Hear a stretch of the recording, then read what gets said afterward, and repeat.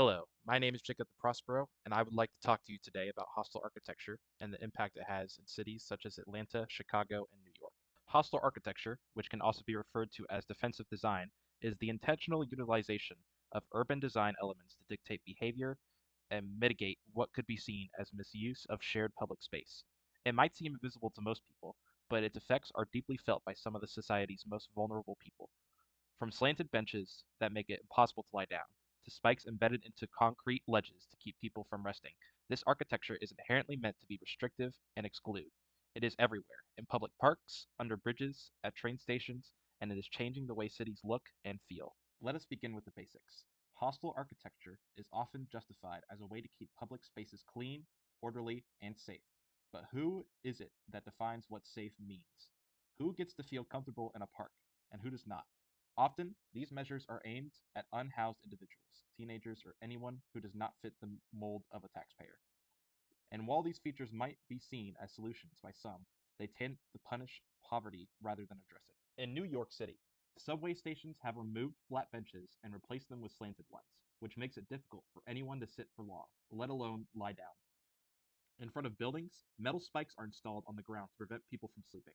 Some stores, like Strand bookstores, have used water sprinklers that go off during the night, not to water plants, but to keep people away. When you listen to the testimonies of real people and talk to them about their experiences encountering hostile architecture, there is a compelling reason to oppose it.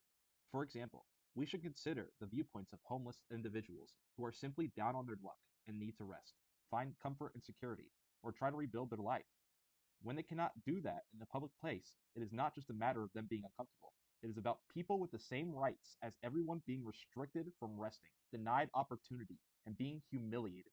Hostile architecture sends the message to some people that you are not a part of the community. Experts have weighed in as well, helping to contextualize hostile architecture and its fundamental purpose.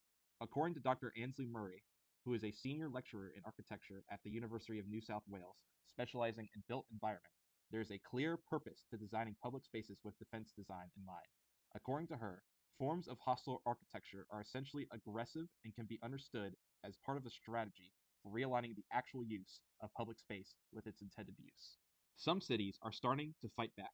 For example, in Seattle, a set of bike racks was installed where a homeless encampment once stood, but after public outcry, they were removed. In Portland, the state legislature is debating a ban on boulders that have been used to block camping spots along highways. These are small steps. However, they show that public pressure can work to inspire change. There is also a movement called tactical urbanism that involves grassroots efforts to affordably improve public spaces without waiting for government approval. Think community gardens planted in neglected lots, or makeshift benches installed where the city failed to provide seating. These bottom up efforts can be powerful, but they can serve to generate momentum and to help reclaim the public realm. Policy is catching up too, as evidenced by Washington state, where lawmakers are considering regulations that would limit the use of hostile architecture on public land.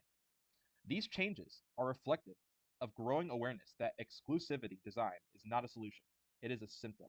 Ultimately, the best way to combat hostile architecture is through pursuing inclusive design. That means that we must focus on creating comfort, not removing it. Adding benches, shade, water fountains, and restrooms means utilizing features that serve everyone, not just the privileged few. It means engaging communities directly, assessing their needs. Designers and city planners need to listen to those who use the space the most, people who walk, rest, and live in these environments every day. Public spaces should be exactly that, public. It should serve everyone, not just those who have more privilege, money, or status. When we decide as a society that we will be prioritizing comfort, dignity, and inclusion, we create cities that work for people, not against them. Should anyone be forced to lie on benches lined with metal spikes? What does that actually accomplish? It doesn't solve homelessness. It just makes life harder for people who are already struggling. And that's really the core of the issue. Hostile architecture doesn't just block people from spaces, it sends a message telling them they don't matter, and that they're not a part of the city, and that no one is interested in building a world where they can be. But society does not have to be like this. Cities have the power to do better, and some already are. Whether through thoughtful design, local art, neighborhood organizing, or smart policy changes, there are real ways to build spaces that are welcome to everyone. The question is not if better design is possible, it is about whether we care enough to make it happen.